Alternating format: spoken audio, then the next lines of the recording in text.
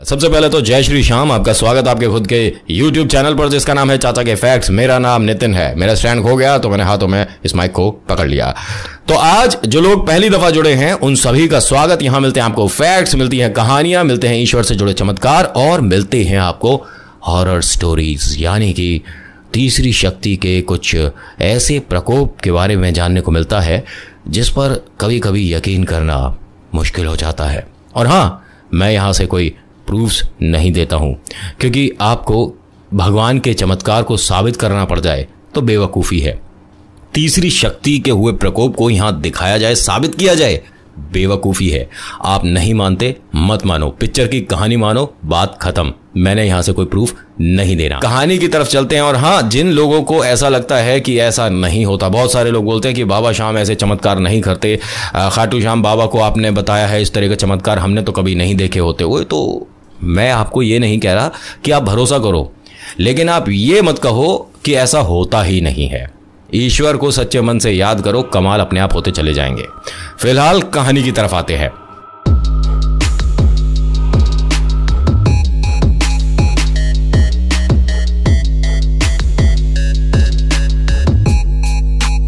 आज की जो कहानी है ना, ये हो सकता है कहीं ना कहीं आपके घर से, आपकी लाइफ से मैच कर जाए। और अगर ऐसा हो रहा है तो जो इन्होंने गलती करी है आप बिल्कुल मत करिएगा। सबसे पहले इस परिवार के बारे में बताता हूं।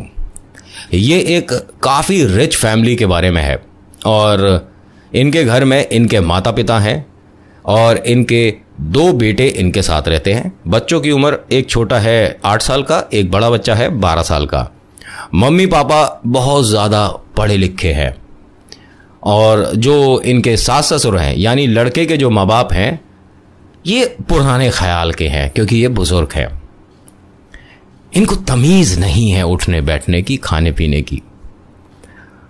मेरे शब्दों को आज ना आप जज मत करिएगा, क्योंकि मैं ऐसे ऐसे शब्द बोलने वाला हूँ जो मुझे लिखकर भेजा है ना इन्होंने, जिन्होंने मेल भेजा है। तो मैंने उनसे कहा कि आप ऐसे शब्द मत लिखो, तो उन्होंने कहा ये हमें बोला गया था और हमने ये सब सुना है नितिन, तो हमें लिखने में कोई आपत्ति नहीं। आप चाहें तो अपनी कहानी में बोल सकते हैं इन शब्दों को। तो ध्यान से सुनिएगा।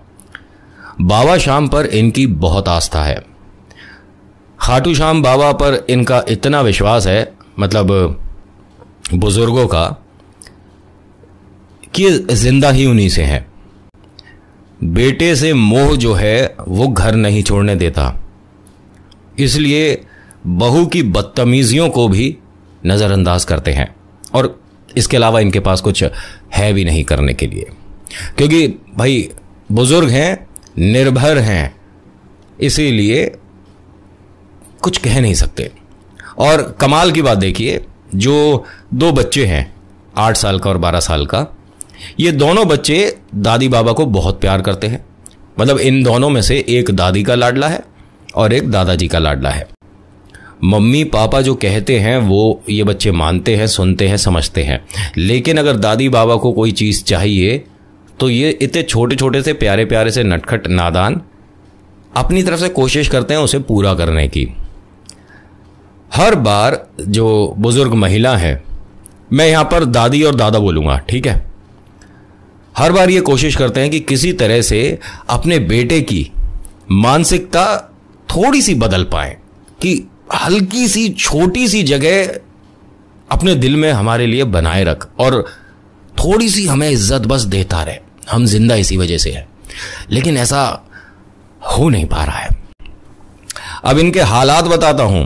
ये दिल्ली के रहने वाले हैं और बहुत ही पॉश एरिया में रहते हैं। रईसों की कॉलोनी है, पढ़े लिखों की कॉलोनी है। घर के आगे 3-3, 4-4 गाड़ियां हैं, बहुत महंगी महंगी। जो आप और हम सपनों में सोचते हैं ना गाड़ी, वो इनके घर में खड़ी हैं, वो भी एक नहीं 3-3, 4-4। ठीक है। बच्चे वहां के सबसे महंगे स्कूल में जाते हैं।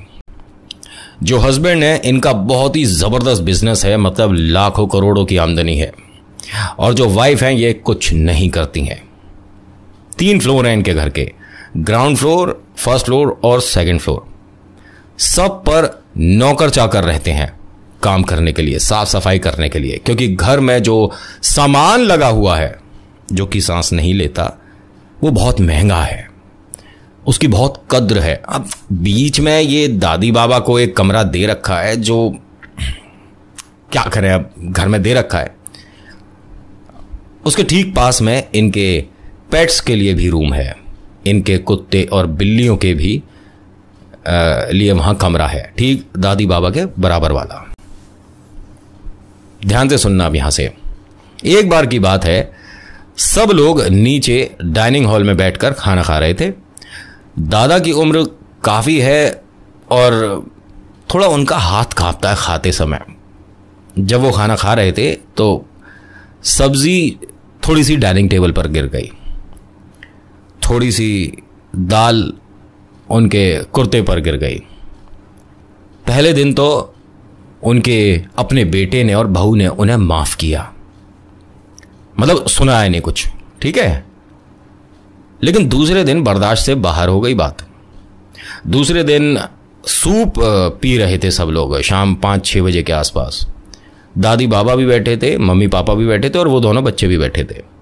नौकर चाकर उनकी डाइनिंग टेबल पर सूप परोस रहे थे, सबको रख रहे थे। तो दादा का, जैसे मैंने बताया कि हाथ हिलता है, गलती से जब उन्होंने पीने की कोशिश करी तो हाथ हिलने की वजह से वो सूप छलक गया। गरम गरम सूप उनके हाथों पर गिरा, कुर्ते पर गिरा, उनके पाजामे पर गिरा और थोड़ा उनकी इटालियन मार्बल पर भी गिर गया, फर्श पर। जमीन गंदी कर दी इसने। इस बुढ़े को तमीज नहीं है खाने की, ये उनकी बहू बोलती है। ध्यान से सुनना अब यहां से। ये बात जब पिता ने सुनी, मतलब दादाजी ने, तो उन्हें कुछ बुरा नहीं लगा। वो ये मानिए कि इज्जत अब मिलेगी कभी इस घर में भूल चुके थे।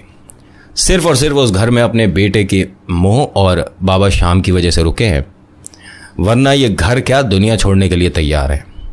लेकिन जो इनकी धर्म पत्नियों ने बहुत बुरा लगा, उन्होंने कहा बहू से कि इस तरह से बात नहीं करते हैं भाई, घर में इतने सारे लोग हैं, नौकर चाकर हैं, इस तरह से आप बोलोगे तो अच्छा नहीं लगेगा।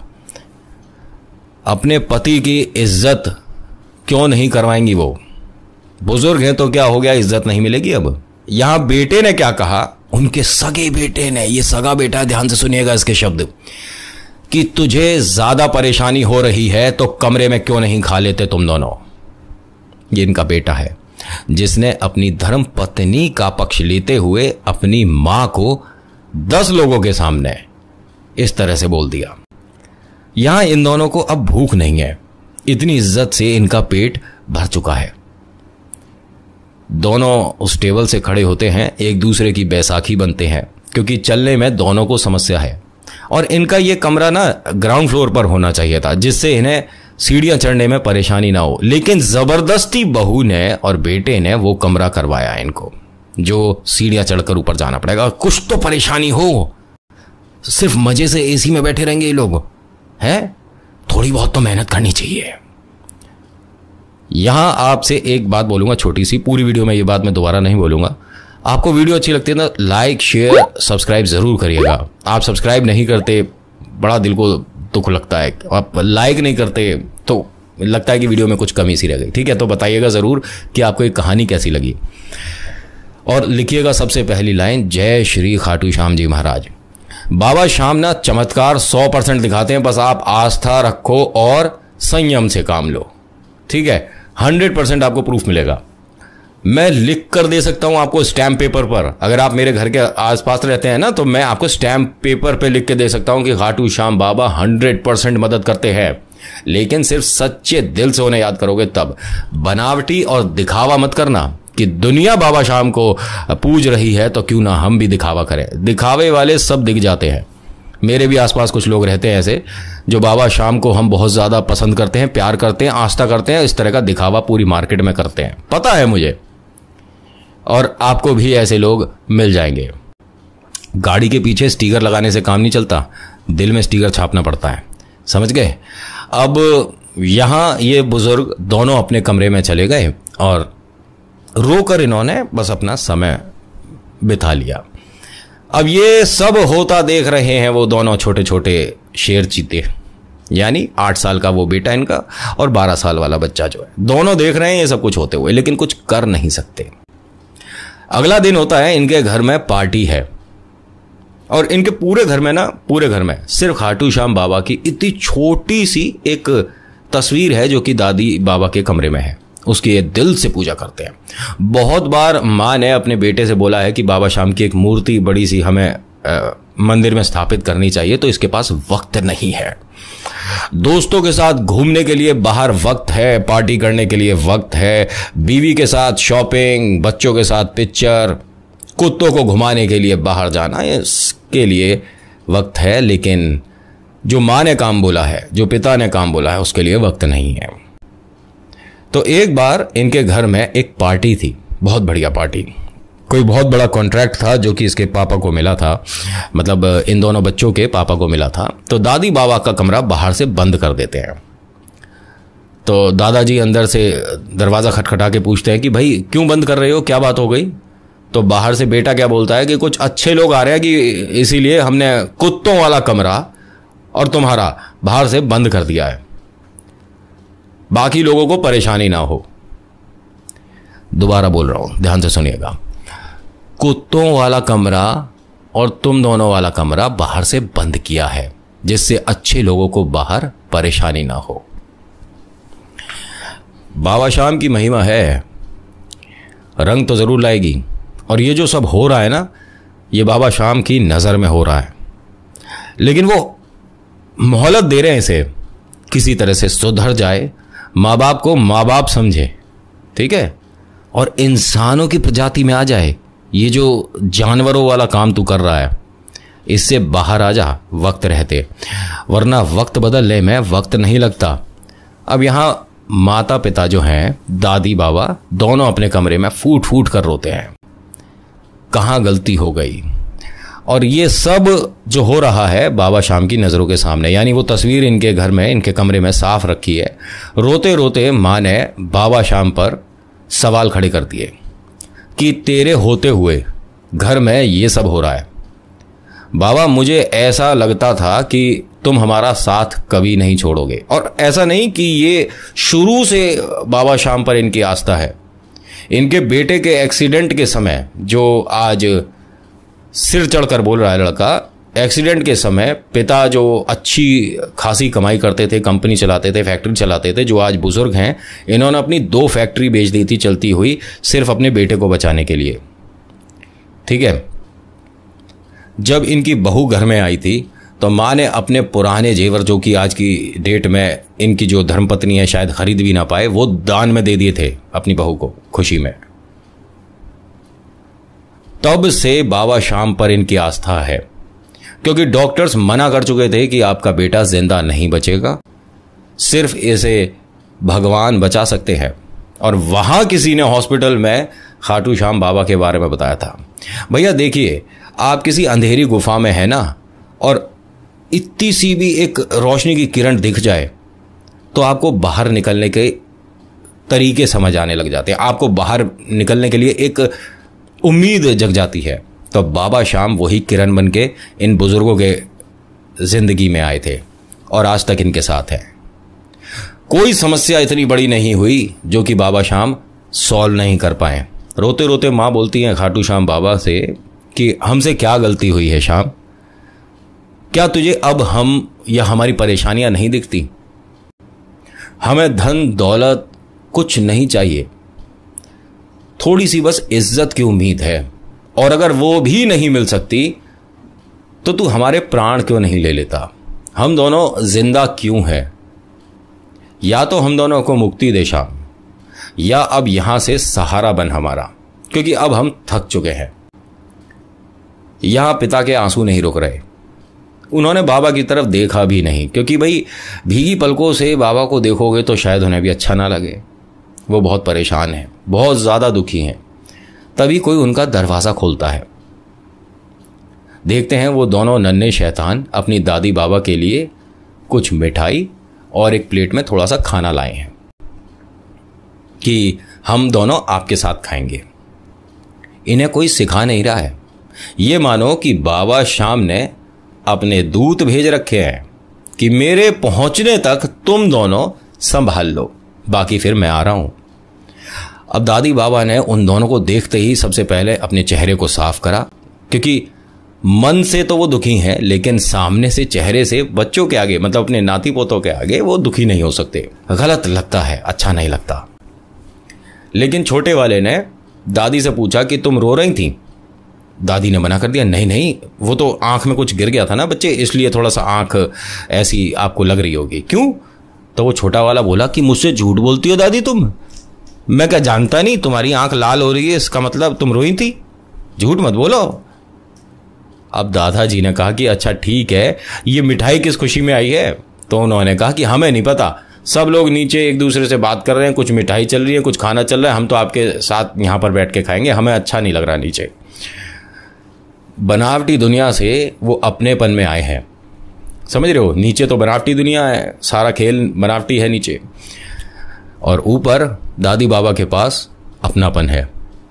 अब यहां ये चारों आराम से बैठकर खाते हैं और हिलते हिलते हाथों से, कांपते कांपते हाथों से वो अपने पोतों को खिलाते हैं, और पोतों को कोई बुराई नहीं लग रही, कोई परेशानी नहीं है कि दादाजी का हाथ हिल रहा है और हमारे चेहरे पर काफ़ी मिठाई लग गई या कुछ खाना लग गया। भाई उन्हें कोई परेशानी नहीं, क्योंकि उनका मुंह छोटे बच्चों का जो है, उनका मुंह इटालियन मार्बल से सस्ता है मेरे ख्याल से। लेकिन अगर यही हो रहा होता खेल उन माँ बाप के सामने जो कि नीचे अभी बिजी हैं, तो आज इन दोनों की खैर नहीं थी। होता क्या है कि माँ अपने बच्चों को ढूंढती हुई जैसे ही उस कमरे तक आती है, दादी बाबा को खिलाते देख, उनके महंगे कपड़े खराब करते देख उसे बहुत गुस्सा आ जाता है और बोलती है कि तुम दोनों को समझ नहीं आता है, अपने कमरे में आराम से नहीं बैठ सकते थे? क्यों खुलवाया तुमने दरवाजा बच्चों से, और क्यों खराब करी तुमने ये महंगी चद्दर?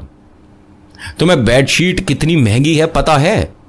जिंदगी में कभी इतनी महंगी बेडशीट पर बैठे हो? और वो इस तरह से जलील जब कर रही थी तो नीचे जो पार्टी में लोग थे उन्होंने भी सुना, कुछ लोग ऊपर आए। अब ये जलील करना एक तरह का फैशन हो गया। अपने माता पिता को सबके बीच में खड़े कर कर बहुत ही अच्छे अच्छे शब्दों का इस्तेमाल किया गया और सब हंसकर ताली बजा रहे हैं। कुछ लोग वीडियो भी बना रहे हैं क्योंकि उन्हें अपलोड करनी होगी, कहीं घर जाकर देखना होगा। कुछ बातें जो उन्होंने मुझे लिखकर भेजी हैं, जरा ध्यान से सुनिएगा। कि इनकी चप्पलें तो देखो, इतने महंगे घर में रहते हैं जहां हमारे नौकर भी ब्रांडेड जूते चप्पल पहनते हैं, इनकी चप्पल तो देखो। मजाक उड़ रहा है यहां पर माता पिता का। इसकी साड़ी तो देखो किस घर में रहती है, या हमारी खाना बनाने वाली इससे महंगे कपड़े पहनकर आती है, और इसके कपड़े देखो। ये अपनी सास को बोल रही है। अपनी पत्नी की बेइज्जती होते देख, जो उनके पतिदेव हैं मतलब दादाजी, वो उनके सामने आते हैं, ठीक है, कि किसी तरह से उसकी बदनामी ना हो, मेरी बदनामी हो, मैं सामने रहूं। और इनको देखो, ये हिलते फिरते रहते हैं, जमीन गंदी कर देते हैं, टेबल गंदी कर देते हैं और हाथ जला लेते हैं अपना। अरे एक बार में जल जला के छुट्टी करो। और सब लोग हंस रहे हैं। इस बात को ध्यान से सुनिएगा, क्या बोला था उसने, ये बेटे ने बोला है, एक बार में जल जलाकर छुट्टी करो। समझ रहे हो वो क्या बोल रहा है? ये दोनों बस रो रहे हैं। मनी मन माता बोलती हैं कि खाटू श्याम बाबा सिर्फ एक दिन दे रही हूं, इसके बाद हमें प्राण छोड़ने ही पड़ेंगे। मन में उन्होंने बोला। तभी दोनों बच्चे आए छोटे छोटे, अपनी दादी बाबा का उंगली पकड़ा और उन्हें उनके कमरे में ले गए। मम्मी पापा बोलते रहे, मजाक उड़ाते रहे, तालियां बजती रहीं, लेकिन वो उन्हें उनके कमरे तक ले आया जहां बेइज्जती हो रही थी। अब इन दोनों का रोना जो है रुक नहीं रहा था। बहुत परेशानियों में इनका जीवन चल रहा है, बहुत परेशानियों में इनके साथ ये सब कुछ हो रहा है। अगले दिन बीतता है, माता पिता से ये दोनों बात ही नहीं करते, मतलब अपने दादी बाबा से उनके बेटा और बहू बात ही नहीं करते। एक और दिन बीतता है, हाँ खाना टाइम पे पहुंचा रहे हैं, कहीं आपको ये लगे कि वो खाना भी नहीं दे रहे, खाना टाइम पे पहुंचा रहे हैं क्योंकि उन्हें जिंदा रखना है। गलती से शायद हो सकता है किसी प्रॉपर्टी पे किसी कागज पे साइन होने बाकी हो, वरना जिंदा रखने की इन्हें क्या जरूरत है? आपको लगता है कोई जरूरत है यहाँ? नहीं। होता क्या है कि 2-1 दिन बीत जाने के बाद डाइनिंग टेबल पर फिर से खाने के लिए उन दोनों को बुलाया जाता है। अब वो बैठे हैं, हाथ कांप रहे हैं, वही सब कुछ हो रहा है। और जैसे ही उनके हाथ से कुछ खाने का सामान गिरा और ज़मीन और डाइनिंग टेबल गंदी हुई, तो ज़बरदस्ती उनका हाथ पकड़कर उनके बेटे ने उन्हें ज़मीन पर बैठा दिया और कहा, यहां बैठ और अब से तू यहीं पर बैठकर खाएगा। ये लाइन मैं दोबारा नहीं बोलूंगा, इसी वाली लाइन को थोड़ा सा पीछे आकर अब सुन लेना कि बेटे ने क्या बोला, प्लीज सुनना है। पिता ने कहा कि बेटा मैं नीचे जमीन पर बैठ के खा नहीं पाऊंगा। तो बहू बोलती है, फिर खाने की जरूरत ही क्या है, भूखा रहे। और अपनी सास को बोलती हैं कि तू यहां क्यों बैठी है, तू भी जमीन पर बैठ जा, क्योंकि संस्कार नहीं है तुम्हारे पास। जहां पति बैठकर खाता है वहां खाना चाहिए, तू पर बैठकर खाएगी, वो जमीन पर बैठकर खाएगा। ये तू तड़ाक कोई प्यार से नहीं बोला जा रहा है, बदतमीजी और बेइज्जत करने के लिए बोला जा रहा है। और अब देखो कमाल, वहां पर जब बैठकर ये खा रहे थे तब भी इनके हाथों से खाना गिर रहा था। पिता बोलता है कि कल तुम दोनों का इस चीज का मैं इलाज करके ही रहूंगा। तुमने बहुत मेरी दीवारें गंदी करी हैं, बहुत फर्श गंदे करे हैं। दीवारें कैसे गंदी हुई हैं ये भी बता दूं आपको। जब ये दोनों साथ नहीं होते ना दादी बाबा, तो दिखता भी थोड़ा थोड़ा कम है, तो दीवार का सहारा लेकर वो चलते हैं।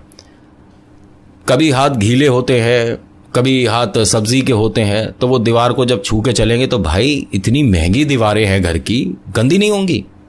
दीवार छू के चल रहे, तमीज नहीं है। इससे अच्छा तुम जमीन पर गिर जाओ, रेंग रेंग कर अपने कमरे तक जाओ, दीवार छू रहे हो, इतनी महंगी दीवार। अब ये बाबा शाम पर आस्था बनाए रखे हैं और बस इन्हें ये है कि किसी तरह से मुक्ति मिले, इज्जत तो मिलनी नहीं। ठीक है, अगले दिन का इंतजार इनके पूरे घर को है कि बेटे ने ये बोला है कि तुम्हारी इस बीमारी का इलाज तो मैं कर ही दूंगा। माता पिता को लग रहा था कि शायद किसी डॉक्टर को लेकर आएगा बेटा, जो कि हमारी इस परेशानी को सोचेगा, समझेगा और कोई दवाई से हमें ठीक करेगा। अगले दिन जब बेटा फैक्ट्री से आता है तो मिट्टी के 2 बड़े बड़े बर्तन लेकर आता है और अपने माता पिता को जमीन पर बैठाकर कहता है कि अब से तुम दोनों इसी में खाओगे, मिट्टी के बर्तन में। उन दोनों को वैसे कोई परेशानी नहीं है, लेकिन वो इतना पैसे वाला और मिट्टी का बर्तन माँ बाप को जमीन पर रखकर कहता है कि इसमें खाएगा, कम से कम गिराएगा तो इसी में गिरेगा। इतना बड़ा बर्तन है, जो भी तेरे मुंह से खाते में गिरेगा, सूप गिरेगा, खाना गिरेगा, वो इसी बर्तन में गिरेगा, इसी में गिरेगा, इसी से खा ले। माँ को भी वैसा ही बर्तन ला कर दिया। ठीक है, ये सब देख रहे हैं दोनों, जो 8 साल का बच्चा है और 12 साल का बच्चा है, दोनों देख रहे हैं। और अब ये सिलसिला लगातार हो रहा है, रोज उन दोनों को उसी में खाना पड़ता है। ठीक है, 2 दिन बीतने के बाद वो जो 8 साल का बच्चा है इनका और 12 साल का, वो अपने घर के गार्डन में मिट्टी खोदने लग जाते हैं। 1 दिन बीतता है, 2 दिन बीतता है, तीसरे दिन माँ आती है और पूछती है कि तुम दोनों अपने कपड़े गंदे कर रहे हो, हाथ गंदे कर रहे हो, क्या कर रहे हो तुम दोनों? तो बच्चों ने कहा कि स्कूल का कोई प्रोजेक्ट है, स्कूल का कोई काम है मम्मी, हम वो कर रहे हैं। ठीक है, तो मम्मी ने कहा कि अरे बाजार में मिलती है चीज़ें, तुम बताओ कहाँ मिलेगी ये चीज़, कितने की मिलेगी और ख़रीद लो, तुम दोनों क्यों मेहनत कर रहे हो? तो उन्होंने कहा नहीं, हमारे को खेल भी हो जाए और हम अपने आप करेंगे, हमें मैडम ने जो कहा है हम दोनों अपने आप करेंगे, आप जाओ यहाँ से। उनकी मम्मी भी बिजी है, किटी पार्टी, शॉपिंग, पिक्चर, दोस्तों में बातचीत, मोबाइल पर 24 घंटे रहना, बहुत बिजी है, बच्चों पर उसका ज़्यादा इंटरेस्ट है नहीं। दादी बाबा रोज़ पूछते हैं कि बच्चों तुम क्या कर रहे हो, वो हर बार बच्चे अपनी दादी बाबा को बोलते हैं कि बहुत कमाल की चीज़ हम बना रहे हैं और जब बनेगी तो सबको बहुत अच्छा लगेगा।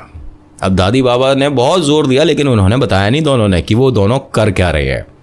अब 1 दिन और बीतता है, माँ शिकायत कर देती है अपने हस्बैंड से कि रोज़ ये दोनों गार्डन में जाकर कुछ मिट्टी में काम करते हैं, खेलते हैं और सारे कपड़े गंदे करके लेके आते हैं और बाहर से जब आते हैं तो मिट्टी कमरे में आती है, बहुत बुरा लगता है, इन दोनों को समझाओ। तो उसने कहा कोई बात नहीं, घर गंदा होता है तो साफ सफाई करने वाले 50 लोग तो हैं, क्या परेशानी है। ये तब नहीं दिख रहा था जब इनके माँ बाप यहाँ बैठकर खाते थे और खाना गिर जाता था। बच्चों के पैरों की जो धूल है वो इन्हें नज़र नहीं आ रही। अपने हैं, माँ बाप तो शायद इनके हैं ही नहीं, है ना। अब एक दोपहर की बात है, जिस दिन इनकी फैक्ट्री की छुट्टी है, ठीक है, खाने का प्रोग्राम होता है, तो दादी बाबा भी आते हैं। वो ज़मीन पर अपने आप आकर बैठ जाते हैं और उनके आगे वो मिट्टी का बर्तन रख दिया जाता है।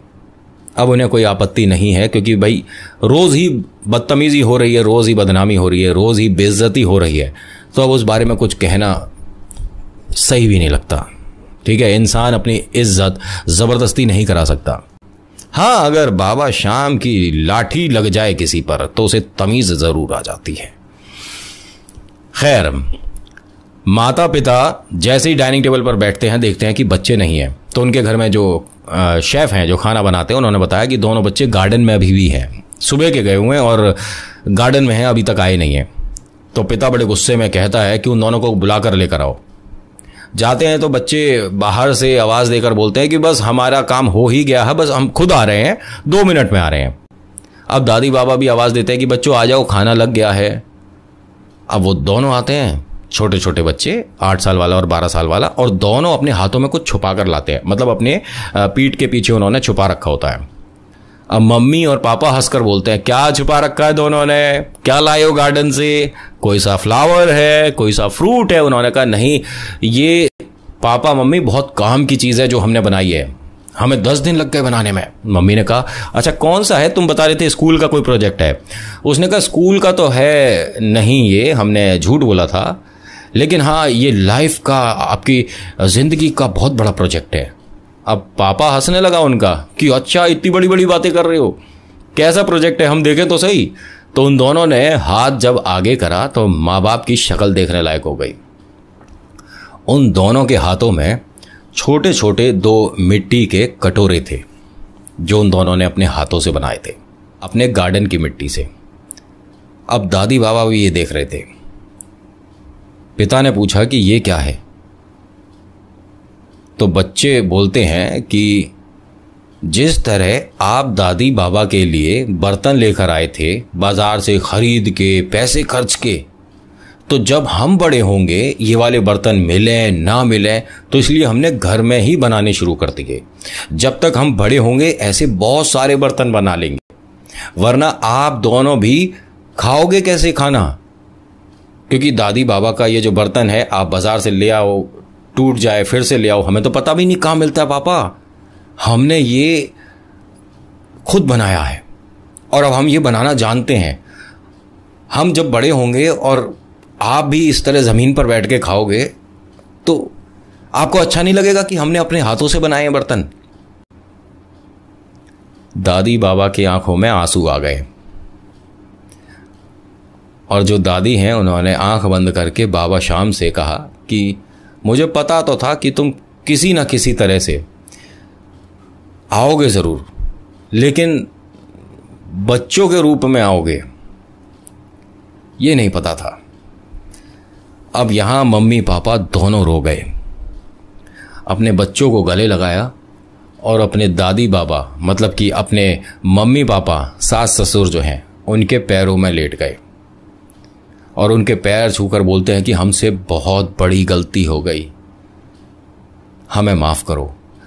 और पापा मैं कैसे इतना बदतमीज़ हो गया मुझे नहीं पता चला, लेकिन आज कसम खाता हूँ कि आज के बाद ज़िंदगी में मैं वो गलतियाँ नहीं करूँगा जो अभी तक करता हुआ आ रहा था।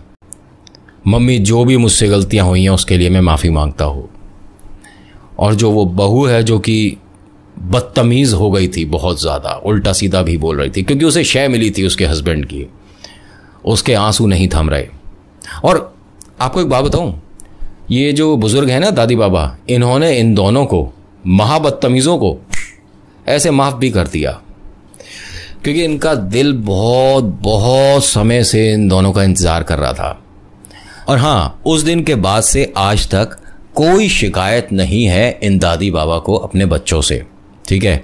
और वो जो 2 नटखट हैं, नादान हैं, शैतान हैं, इनमें एक बच्चा जो अब थोड़ा बड़ा हो गया है, 16 साल का, उसने मुझे ये कहानी भेजी है और अपने पापा के परमिशन के साथ, ऐसे नहीं कि अपने आप कुछ भी भेज दिया। इनके पापा से भी मेरी फ़ोन पर बात हुई और जब वो बात कर रहे थे तो रो रहे थे। फिर मैंने पूछा दादी बाबा कैसे हैं, तो उन्होंने बताया कि वो अब काफ़ी ठीक हैं, जो हमारी गलतियां थीं वो अब हम नहीं दोहराते।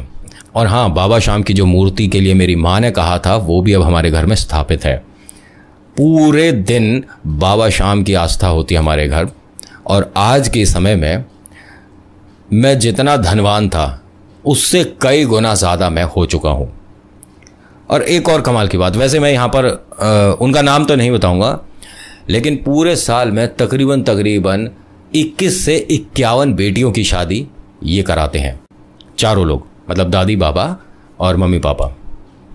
खैर, आज की वीडियो में इतना ही। आज की वीडियो आपको कैसी लगी मुझे बताइएगा ज़रूर। अच्छी लगी तो लाइक शेयर सब्सक्राइब करिएगा, नहीं अच्छी लगी तो कमेंट करके बताइएगा कि आपको कौन सी बात अच्छी नहीं लगी। मेरा नाम नितिन है। वीडियो देखने के लिए शुक्रिया। मुलाकात करूंगा आपसे एक अगली वीडियो में। धन्यवाद।